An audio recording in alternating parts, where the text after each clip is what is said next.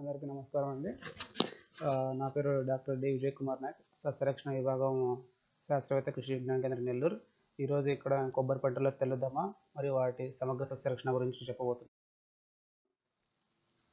మామూలు కొబ్బరి పంటలను ఎక్కువగా ఆశించే పురుగులలో ఈ సర్పిలాకార తెల్లదోమ అనేది ఎక్కువ పంట నష్టాన్ని కలిగిస్తుంది. మొట్టమొదటిసారిగా మన దేశంలో ఈ సర్పిలాకార తెల్లదోమనే ఈ కేరళ, తమిళనాడు ప్రాంతాల్లో తీవ్రమైన పంట నష్టాన్ని కలిగించింది.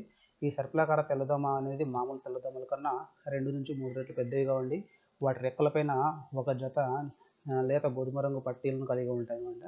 అలాగే ఈ ఈ తెల్లదోమలో ఆడపురుగులు మగ పురుగుల కన్నా కొంచెం పెద్దవిగా ఉండి ఈ తెల్లదోమ కనీసం 2 నుంచి 3 mm పరిమాణంలో ఉంటాయి. తల్లి పురుగులు ఆకులు అంటే కొబ్బరి పంట ఆకు యొక్క అడుగు భాగాన లేత గోధుమ రంగు లేదా ముదురు పసుపు రంగు గుడ్లను పెడతాయి. ఈ గుడ్ల నుండి వచ్చిన పిల్ల పురుగులు దట్టమైన తెల్లని దూది వంటి పదార్థాన్ని సర్పిలాకారంలో ఆకుల అడుగు భాగాన ఉత్పత్తి చేస్తాయి.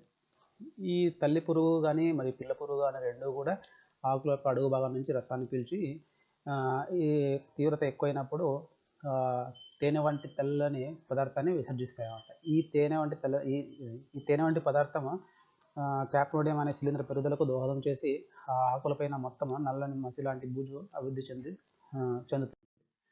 ఈ తెల్లదోమ నివారణకు మామూలు పురుగు మందుల కన్నా జీవ నియంత్రణ పద్ధతులను నివారించవచ్చు అన్నమాట.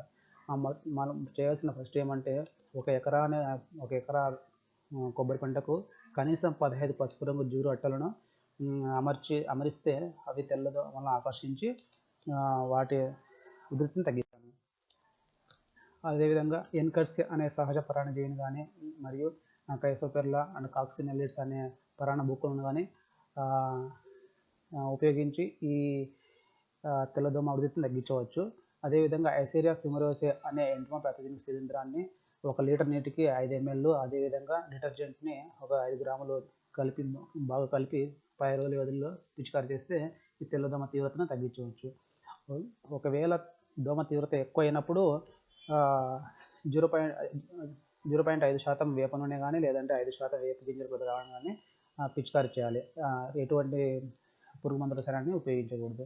అదేవిధంగా ఈ నల్లబూజును తగ్గించడానికి 1% పిండి ద్రావణాన్ని ఉపయోగించి పిచికారి చేసినప్పుడు అవి ఎండిపోయి ఆ పిండి ద్రావణం ఎండిపోయి కింద రాలేటప్పుడు నల్లని బూజును కూడా కింద రాలిపోయేటట్టు చేస్తాయి. ధన్యవాదాలు. Thank you.